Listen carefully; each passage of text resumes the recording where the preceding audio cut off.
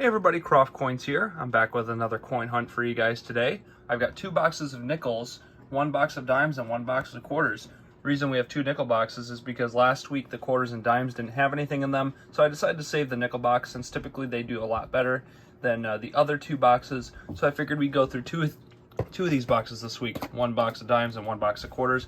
These 2 didn't have anything last week, so I'm hoping we can get something this week. We'll go through the dimes first, then the quarters, and then we'll go through those 2 nickel boxes. So let's get started on our dimes.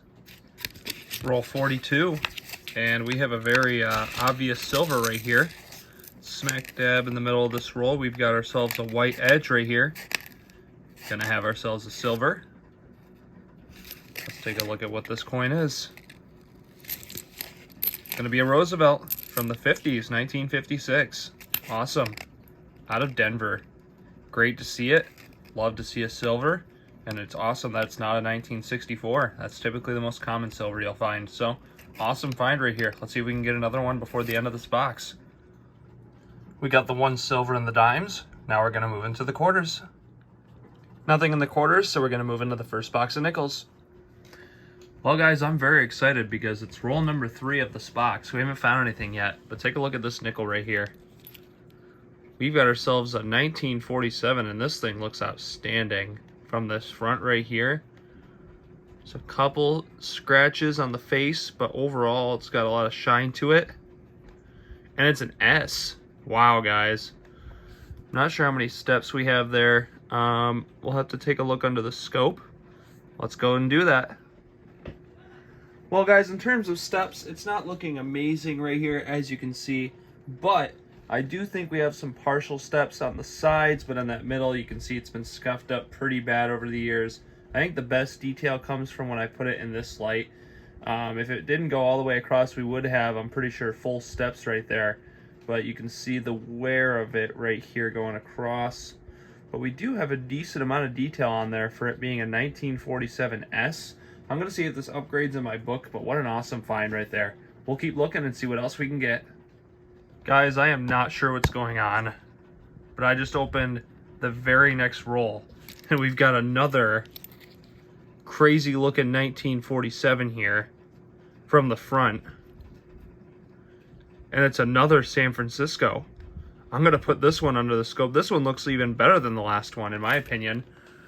We're going to pull this up and take a look at the computer right here. Let's take a look at this thing. We can zoom in right here, pull this out, and let's take a look at this thing.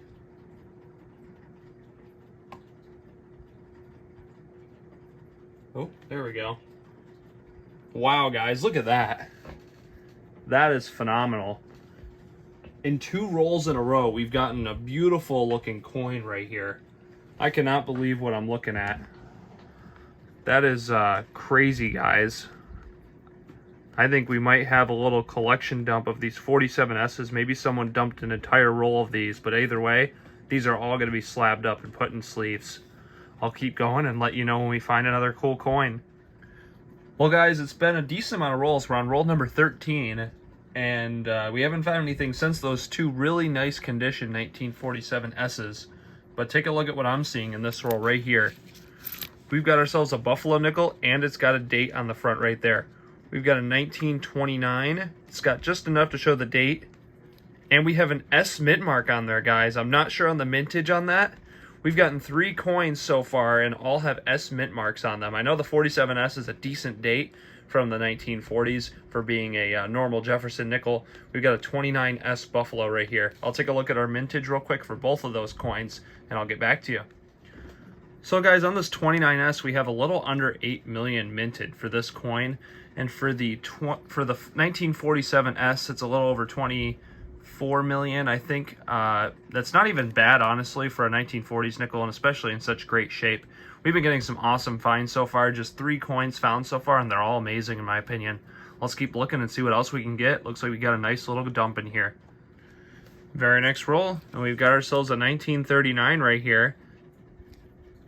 No mint mark. I was going to say, if we have a mint mark, that'd be crazy, but still an awesome find right there. It's a very good sign that we're finding coins like this. Let's keep going. Roll number 18, guys, and we have another 1939. This one's in better shape. Now, if this has a mint mark, that would be amazing. Nope, no mint mark on this one, but still, great looking coin right there. We've got two 1939s in a row. We're really finding some interesting coins so far. It's a very odd box, I'd say, to start, but in a great way. Let's keep going. We're in the very next roll, guys, and I'm not sure what this coin is, but I saw it from the side. It looks very shiny, and look at that, guys. Even though that's from the 50s, that's going to be something I'm going to keep. Look at this. 1955. This coin's got some crazy sheen to it. And oh my goodness, guys. We need to put that under the scope right away. Let's take a look. So guys, I've got this under the scope. I have not focused it yet. We're going to focus it in now and see how it looks. Oh my gosh, guys. Look at those steps. That is outstanding for a find in circulation right there. What a beautiful coin. I mean, for a coin just found in circulation, this thing's got a lot of steps on there. Most of the scratching is where you get the problems with these circulated coins. But you can even see where the bottom step is right here for this one. Step, step, step, step, step. Wow. That is incredible. I'm going to have so many sleeved coins after this video, guys. That is crazy. Let's keep going. Roll 21, and I'd say we have our first normal old coin. This is a 1946 right here, out of Philly. Guys, roll 23 just blew up on me, and the nickels kind of went everywhere here. But I saw this sticking out. Look at this. We've got another Buffalo nickel. This box just does not stop. And look at that. I did not expect it to be that old based on the wear of it. 1926, out of Philly. That is a beautiful Buffalo nickel, guys. This is an insane box of nickels so far. One of the best boxes I've gone through in a while. What an outstanding find. I'm just shocked right now. This is a beautiful looking 1926. This will probably upgrade in my book. I don't see why it wouldn't. We got one scratch going across right here, but it's not too noticeable. A lot of old Buffalo nickels have circulation damage, but I mean, this thing is just beautiful. I am awestruck right now. This is crazy. We'll keep looking and see what else we get. Two rolls after that Buffalo nickel, guys. And there's another one. I cannot believe it. I saw the top of that coin and it said United States of America. I wasn't sure, but that is another Buffalo nickel. And it's going to look like another nice condition one. We have no mint mark on the back. 1936. Common date right there, but that is our third Buffalo nickel, and we are halfway through this first box out of two nickels. Both of these nickels are, or boxes of nickels, are from the same bank, but the only thing is one of them was purchased a week before, so most likely they won't have the same stuff in them, but either way we can hold out some hope. What an outstanding find. We just keep finding awesome stuff in this box. Let's keep going. It does not stop, guys. We are on roll 30. And we've got another one. Look at that. 1936 again. Another great condition coin out of Philadelphia. Wow, I'm speechless, guys. 4 Buffalo nickels in this box. It started out with those beautiful looking Jefferson nickels. We haven't really found a lot of old Jeffersons necessarily. We found a couple of those ones and they were all amazing looking. And since then we've just been racking up these Buffalo nickels. This is insane. Let's move on. We'll see if we find anything else. Well, guys, I don't even know what to say at this point. I just dumped out roll 32. And I didn't realize it from the side of the roll. I've just been kind of dumping them out. This coin looked just like a dirty coin to me, so I just dumped it out, but it is a silver nickel. We've only gotten a couple nickels from the 40s, so the fact that this is a silver is mind-boggling to me. So we've got a silver, 4 Buffaloes, and all those Blazer Jefferson nickels. Let's see the mint mark. San Francisco right there. Wow, guys, so we've got silver as well. This box is one of the best boxes I've gone through in a long time. Wow. We'll go through the rest of this roll. We'll do this one live because I did think I saw a coin that looked a little more worn right here. This coin looked a little more worn. Maybe it's just a 1960s nickel. But either way, guys, this box has been insane. Let's keep going. Roll 37, and we've got a 1940 right here, pretty beat up, out of Philly. Roll 40, guys, and we have our 5th Buffalo nickel. This one looks more worn. You can see the reverse right here. Not sure we're even going to get a mint mark if we have one.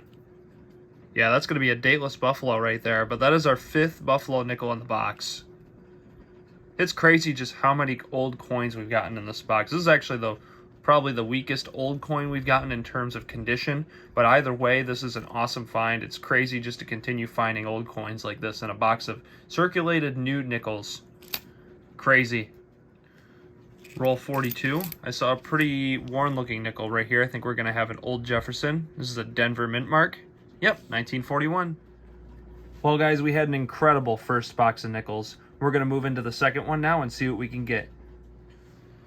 A little bit of a slow start for box 2, but roll number 11. I think we have our first find right here. It looks pretty worn.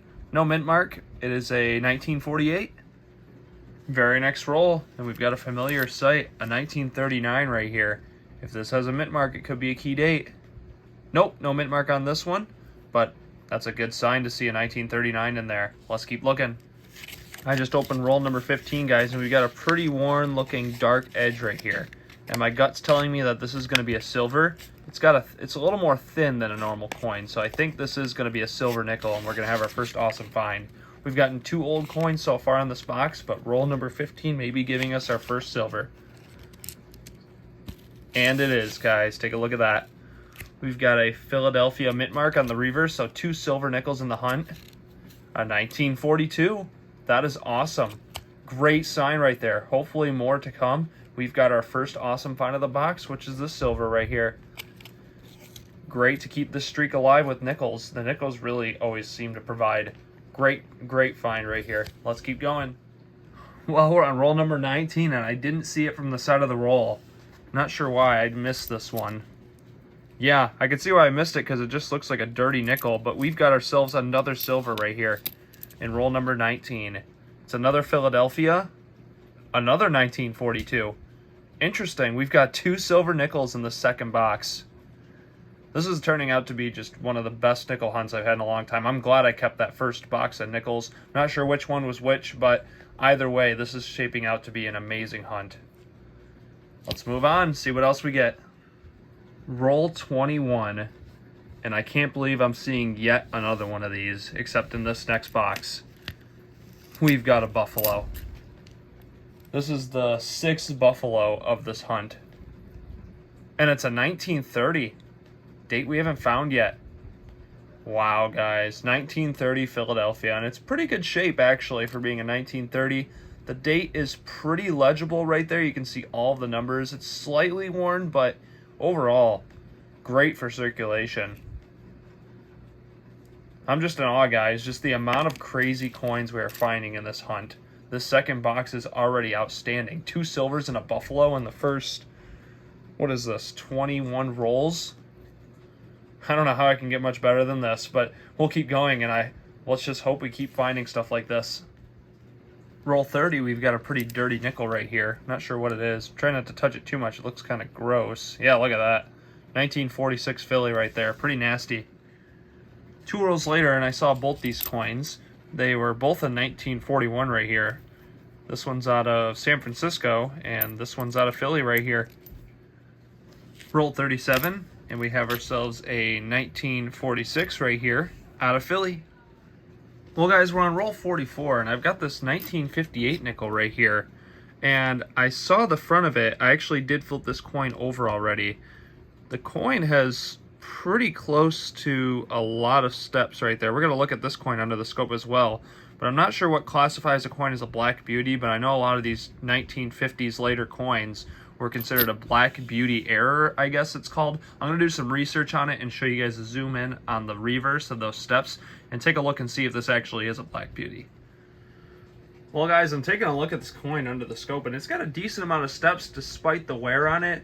You can see all these right here, 1, 2, 3, 4. I'm not sure exactly how many steps there are there, or it'd be considered for grading. But this coin, to me, does look like a Black Beauty nickel. And if that is the case, then this is actually a decently valuable coin. You can see it's got that really dark finish on it. And I'm probably going to sleeve this up as well. It's been a crazy night for nickels, guys. I'm really sure this is a 1958 Philadelphia Black Beauty that will be sleeved up. Let me know in the comments below, but I'm pretty sure I've had a pretty crazy nickel hunt today. If this really is what this is, that'd be insane. This is just blowing my mind today, guys. One of the best nickel hunts I think I've ever had. We'll keep going and see what else is in these last 6 rolls. Roll 47. We have a 48 right here. Let's take a look at the mint mark. No mint mark, so it's out of Philly. Well, guys, this might be one of the craziest wrap-ups I've ever had the pleasure of showing on a nickel hunt, or just a hunt in general right here. If you just take a look at your screen, the finds are just filling it. You know, there's barely enough room to even show all of these coins. I'm just amazed at what we were able to find. It's crazy to me. I bet most people forgot at this point that we did find a silver in the dime box. We got a 1956 out of Denver right there. Awesome to get any silver in a dime box. It doesn't happen very often.